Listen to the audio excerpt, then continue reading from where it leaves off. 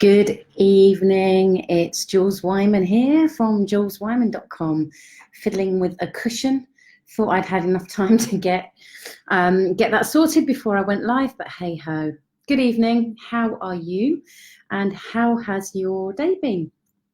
No matter where you are in the world, it'd be great to know how your day's been. It might only just be starting off for you, or be fairly early on anyway. But yeah, mine's kind of coming to a close. It will be in a few hours anyway. I'll be heading up those stairs to bed. It's been a long and beautifully full on day.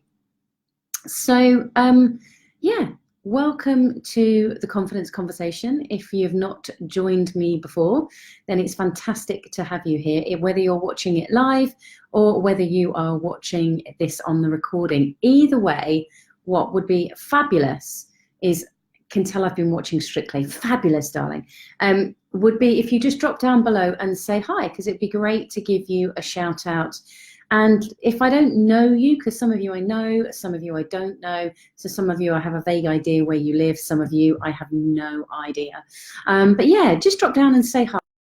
The only interaction that you do throughout the rest of the Facebook Live this evening, do drop down and say hi, because it's always nice to give people a shout out wherever you are. So I am not going to ramble on too much, hopefully, about the housekeeping-y kind of stuff. Hopefully, many of you will have watched this before, or at least have some sense how Facebook Lives work, in the sense, well, my one certainly.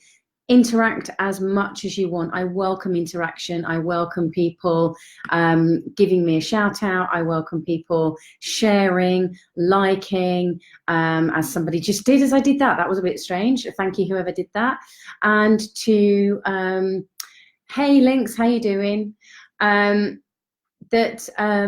basically it's fantastic to give you a hello, Deborah, how are you, my lovely? Lovely to have you here as well. It's as lovely to give people a shout out, but feel free to use this in the same way that you do other things on Facebook. So share, like, comment, interact, because it's called a conversation for a reason, and that is because I welcome your conversation. I welcome your interaction and your thoughts on the topic that we're talking about this evening, which is about worth, self-worth. Or as I cheekily put it, you know, how much am I worth? And I know for myself, even just saying that as I wrote it and said it out loud then, very often the first thing that pops into your head when you think of worth is finances. And it's interesting that the language around finances, worth, value, are the same kind of language that we use in relation to ourselves as well. And as ever, this conversation, or rather this topic, has come up through, it's actually been the last 2 or 3 weeks. This has been a very prominent conversation that I've been having with clients in various guises. So that's why I thought I'd bring it to the Confidence Conversation, see where we go with it this evening. Now, I don't think I've said this, and I know I said I wasn't going to do a lot of housekeeping. Just a reminder, if you are watching this on the recording, whilst I'm not able to give you a personal wave or shout out or say hello, on the video, even when you do join in, when you type in the comments, I do jump straight on as soon as I can and interact with you. So whether you're watching this live or watching it on the recording, then please do join in. Please do share as if you were here live with me right now. And it's the same as if you were at a live event, which we already have been. So interact as if you were in the room with me, and yeah, so we can have that two-way conversation. So yeah, self-worth, it's a very big topic and covers a great deal of areas. And what I've noticed, and this is across both genders, this isn't just to do with men or just to do with women. This isn't just to do with being young or being old or being somewhere in the middle. As of yet, I haven't yet come across a culture or country of origin which stops this affecting. I'm just racking my brain to see if there's any other differentiator that I've interacted with that I can honestly say hasn't really made a difference, and I can't think of any. So ultimately, as far as I'm aware, when we're having the conversation around self-worth and what you perceive your self-worth is, that it doesn't tend to matter where you've come from in order to, and that's a very sweeping statement, isn't it? What I mean by that is you could have come from a very wealthy background and not have a great self-worth. You could have come from a very poor background and not have great self-worth. You could come from a high education level or a low education level and not have self-worth. I've worked with people who it would be classed as having it all. So from a financial perspective, a relationship perspective, got the house, the car, the kids, the dog, you know, all of that kind of thing. And they've had a low self-worth. So it can affect people across the board. So as ever, what I do when I'm working with clients, and especially when something like this comes up, is I ask them, how do they know? How do they know what their level of self-worth is? And interestingly enough, the answers tend to fall into three main categories. Yeah, three main categories. Just checking my notes, because I have actually written notes this time. So those three main categories, what people tend to use as a reference point is they use initially, and this isn't a carte blanche rule that everybody does it in this order, but it's very quickly and very often the two main ones that come to mind are about finances. So initially it will be to do with either how much money they earn or how much money they have in the bank or how much money they have access to. So that will be a key differentiator, will be money. Then one of the other key differentiators will be around intelligence, or perceived intelligence level. So whether someone has got a degree or not, or whether they've been to university or not, or whether they perceive themselves, you know, say for example, a sibling has got a PhD, but then they haven't. Hey Caroline, my lovely, how are you? It really depends on what goes on where that's concerned and what their reference point is, but very often education level, or maybe it's not always education from a qualification perspective. It might be to do with a perceived, so somebody's got more common knowledge, or they've got more experience in their particular work field, or whatever it may be. So they're the two key ones that tend to come up very, very often. The third one, I'm kind of bunching a whole load of things under one title with this third one. And this third one is around, good evening, those of you that are just joining. Do drop down and say hi like others have done. My dinner's repeating on me again. It was a very lovely dinner though. So the third one, I collectively put under the banner of external reference. Now, what I mean by external reference, that external reference might be, it might be how the feedback that they've received from other people and how they've interpreted it, or it may be the feedback they've had growing up, or it may be the feedback that they've had from society. So it's this external reference point of what others have said about you. And very often they are the three main areas where, if I drill back when I've asked people around their self-worth and how do they know they've got low self-worth or lack self-worth or believe that they are, and I know even just saying it the way that I'm about to say it was a breakthrough for a particular client, that they are worth less than other people. Very often those words are put together of worthless, but it's actually useful to separate them and go, they are worth less. You're perceiving you are worth less than else.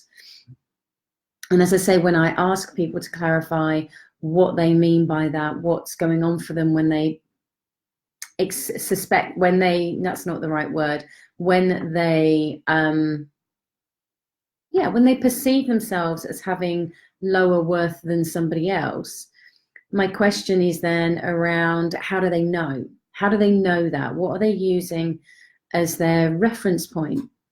And all three of those categories, whether it be money, whether it be education, intelligence, knowledge, or whether it be about feedback from others and the comments from others, all of those I think can go under a term of comparison. And that's, I think, one of the crippling factors when it comes to your self-worth, is when you set up unconsciously. I'm not even saying that you're doing this consciously. This isn't something that you have sat down when you were 2-3 years old and went, right, okay, let me just create a list here of how I'm less than everybody else, and I'll just use that as a reference point and collect that one. You didn't do it consciously, but that's sort of what the thinking brain does. Excuse me. Is it really, it's looking for how it fits in the world. So it fits in the world, and the way that what it uses is a measurement system. It's a judgment system, and that measurement system that it's using is biased. It's got filters. It's got unconscious bias. It's got so many categories that it's looking to fulfill the whole time, that it's not a clean bit of information that's coming in.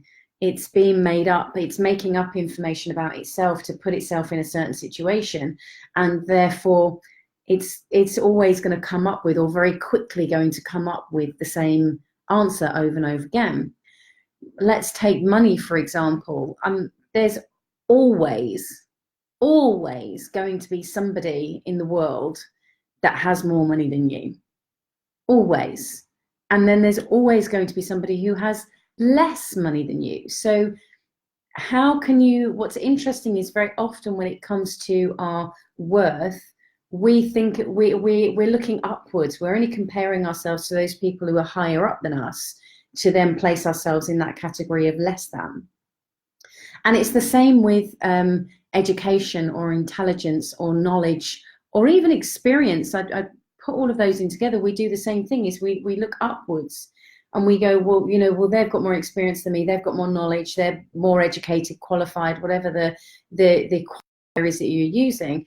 But again, we look upwards, we're looking upwards, so we're only ever going to come as being less than in that sense. And again, it's the same with that external reference, is that, we look at other people, well, they're happier than me, or they're in a couple, or they're in a relationship and I'm not, or look at the size of house that they've got, or look at the kind of car that they drive, or the way that they dress, or I wish I looked like that. And the list really is endless with the kind of comparison that goes on where that's concerned. Let me know if this is making sense, by the way.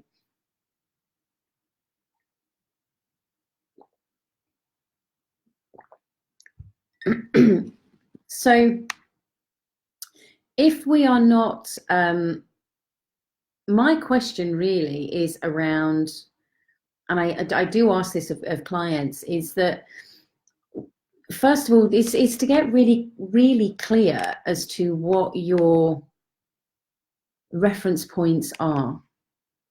So very often when it comes to the financial side of things, it really is about looking at the whole picture. It's about looking at the spectrum of where you are, and if you've got all your bases covered, which pretty much every single client that I'm working with has.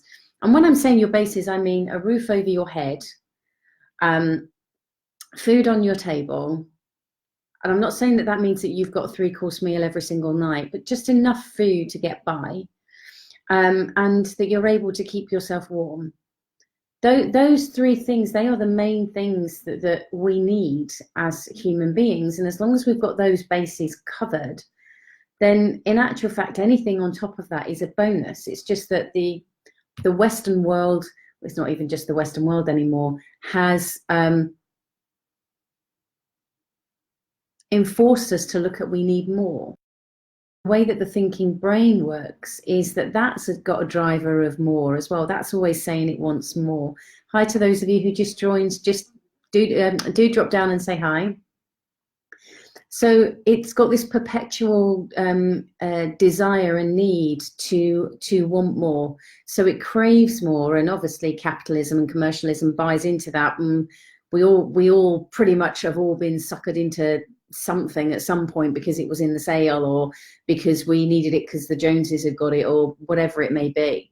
So we have to be very mindful of that, because if we associate those physical things that we have, or how much is in our bank account or not, to our own personal worth, then it's going to create an addiction, because you're either going to need to keep up on top with always having the latest gadget or the latest fashion or whatever it may be, keeping up with the Joneses, as the 1960s statement was.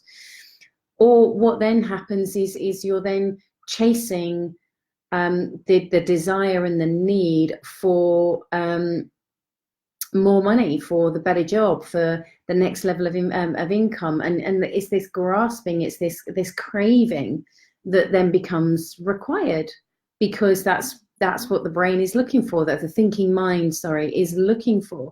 That's what it's like some kind of virus that needs to be fed. And if you're associating your own personal worth to what's in your bank account or in your wardrobe or in your house, then it's going to be a roller coaster ride like that. And it's the same when it comes down to education or qualifications or knowledge or experience. So I was working with a lady recently who was talking about that she had low self-worth, and for her main reference point was education, and she referred to herself as being stupid and not having as much education, and as much an education as everybody else. And so I challenged her on that. Is that true, that you haven't got as much of an education as everybody else? And when you start to drill down into things like that, it's like, well, actually, no, that's not even a truth. So why am I buying into it? Why am I even listening to that thought? And you may have heard me say before, just because you think it doesn't make it true. And it was when we were going through and looking at the experience that she did have in her industry, the qualifications that she did have, and what she brought to the table, even though, she didn't have a PhD, but did she want one, and was it required for her work? No and no. So why bother beating yourself up about a colleague who had got one, and actually it was more required for what they were doing? So if you're going to use those things as a reference point, then be very clear. Do you need them? Do you actually need those qualifications to do what it is that you want to do? Do you need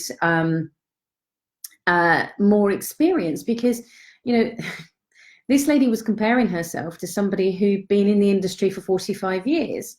Now, he's been in the industry for 45 years. She will never have 45 years experience.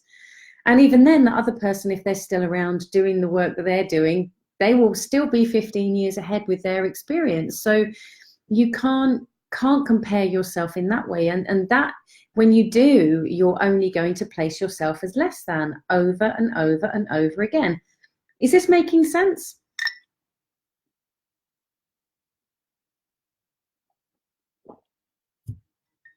So those two things we can guarantee for certain. I'm assuming this is making sense. Nobody's letting me know either way at the moment, so I's just going to plow on and hoping it is making sense for you.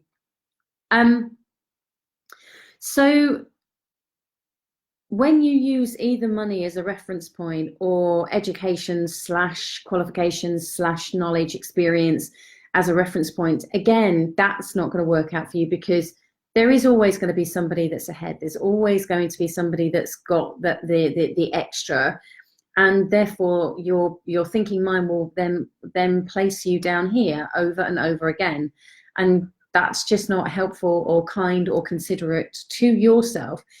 It's also not kind and considerate to the other person or people involved either, because you could end up placing them on a pedestal. And I would say the majority of people I've spoken to who have experienced being placed on a pedestal find it extremely uncomfortable, because they feel like they're like standing on this little stool and they've got nowhere to go other than potentially fall. So they're not comfortable with that either. So be very mindful of doing that to somebody else as well. But the third thing, as I said, to think about when you are looking at your self-worth is around the other comparisons, the other reference points that you're using that are external. You know, society says that by this age I should do. As a woman I should have, as a man I should have, as a whatever I choose to identify as, I should have or should be or whatever. And those things are going to be causing you limitations. They're going to be causing you challenges. So what I am going to invite you to do, I'm going to give you a bit of home play. I don't usually do that. I usually get you to do it on the session as we're doing it. But if you've got a pen and paper and it's safe for you to do so, suddenly went strange accent there, do so. Is how do you determine your self-worth? If you're on the call live and you want to type in your answer now, you're more than welcome to, obviously. But my invitation is for you to type that question out now, to write your answers to that question as well. How do you determine your self-worth? What are you using as a reference point? How do you know that you're worth less than, or even if you might be over evaluating, I don't know, how do you know what you are worth? What are you using as that reference point? Because the identification, as I say, if you want to type it in, then please feel free to. When you're identifying yourself with those things, and that is making you who you are, because you've got X money in the bank or haven't got it in the bank, or you've got you've got a style of clothing, or you've got a certain house, or you haven't, or you've got a particular job or a job level or haven't, whatever it may be, when you are using those external reference points, you're going to experience a fluctuation. Life is going to seem like it's a roller coaster. And that's where some challenges are going to come in, because there's no stability there of recognition of your genuine self-worth, which is a much bigger topic that I haven't got the time to talk about this evening. And it's possibly a better one to have in person anyway, because there's so many questionings that need to go through that process to be able to determine where you're coming from with it.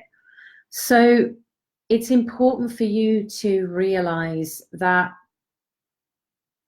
when you are attaching your own personal worth, your self-worth, to external things, so they could be physical things, they could be qualifications, they could be the size of your house, what level you are in work, whether you're in a relationship or not.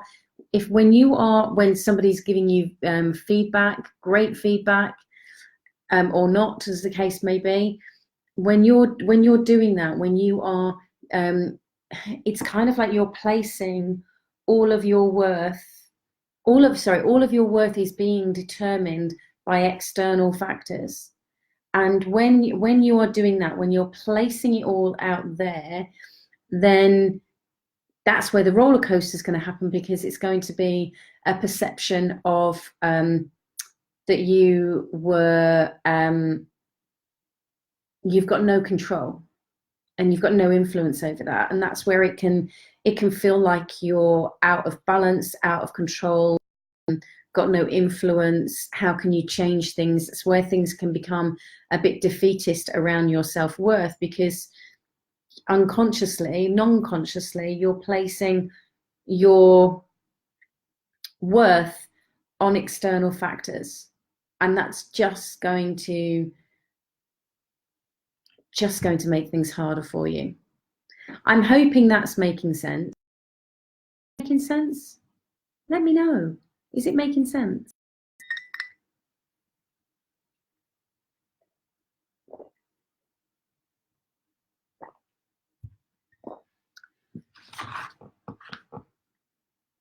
Things started to shift in my life when I began realizing that exactly what I'm sharing with you this evening.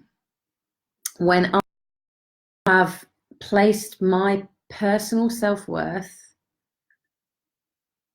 when I have attached my personal self-worth to what's in my bank account, well, that money goes up and down. So therefore my self-worth is going to feel like it's going up and down. And that doesn't feel comfortable. That doesn't inspire me. That doesn't help me achieve what it is that I want to achieve. When I place, and I did this for a very long time, of placing myself as less than anybody that I perceived that was more intelligent than me, higher educated than me, and it didn't matter how many more qualifications I got, because there's always going to be somebody who's got more. Because I attached that my self-worth to that was a roller coaster and going up and down.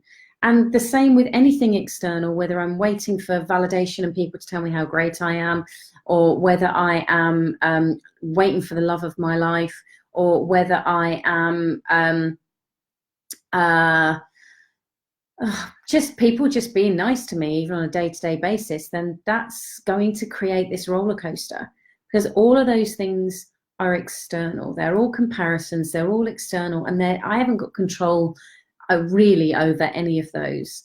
So when you bring the understanding that self-worth is something that needs to be looked at internally, and it's something that needs to be addressed internally, then you've got the opportunity to really start doing something about it. Because otherwise, if you keep it all placed externally, it's just going to be a constant craving, a constant drive, and a constant grasping for that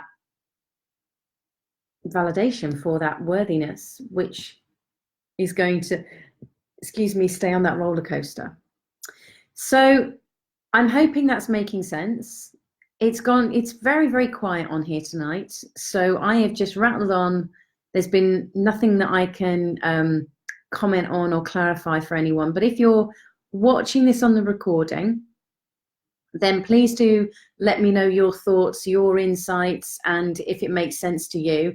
There was a whole gamut of emojis went up there. I don't know who sent those, so I can't acknowledge you or say thank you or anything. But if the angry face or the sad face was about anything specific that you need clarification on, then let me know. But ultimately, for me, self-worth has to shift for you to be able to make a difference in your life. And in fact, I had a friend staying this weekend, and we had discussions about all sorts of things, amazing in-depth discussions about a whole gamut of things. Well, one of the things we were talking about, a lot of the challenges that people face in relation to addictions and unsocial behaviours, etc.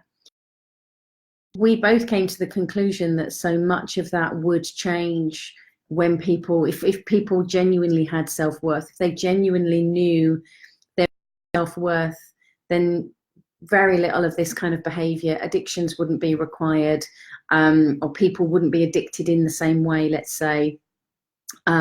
Relationships would be far more healthier, and I mean all relationships would be far healthier. So things would shift fairly significantly when people really knew what their self-worth was. So Fiona's just put, thanks for this, Jules. I came into this late tonight, but it was really helpful. I'll try and catch up with the rest on your recording. Thank you, Fiona. I'm glad that you found it helpful. It's lovely to have you here, my darling. I hope it has made sense. I hope it's given you an opportunity to recognize that if you're placing your self-worth outside of yourself, then it's going to be a roller coaster ride and not going to be a very pleasant one. To really understand and work on your self-worth, you've got to take it internally and start to challenge the thinking that tells you that you're less than others in the first place. So if you want to know more about any of that, then do message me and let me know what specifically you want to know more about. If you have a specific topic that you would like me to talk about, then please do let me know. Message me on here. Happy to take a question to turn it into a topic for a Facebook Live. And next week, I believe, oh my good Lord, is it possibly? Yes, it is. It is the last Monday of the month. So I think it's going to be the first one of these I've done for a while. So that would mean that it's going to be an open forum where you can ask any questions you like live next week. Or usually catch up on the recordings anyway, then message me and I will still ask your question or ask your question and answer your question. I will keep it anonymous if you want me to, or at worst, I just use first names anyway. But it would be fantastic to get your questions in before the session next week so that we can look at how many we can get in and how much we can cover in that period of time. So I'm glad you found this helpful this evening. Please feel free to share it with anybody else that you have, that you think would find it useful for themselves. And in the meantime, take care of yourselves and I look forward to catching up with you next week. Bye.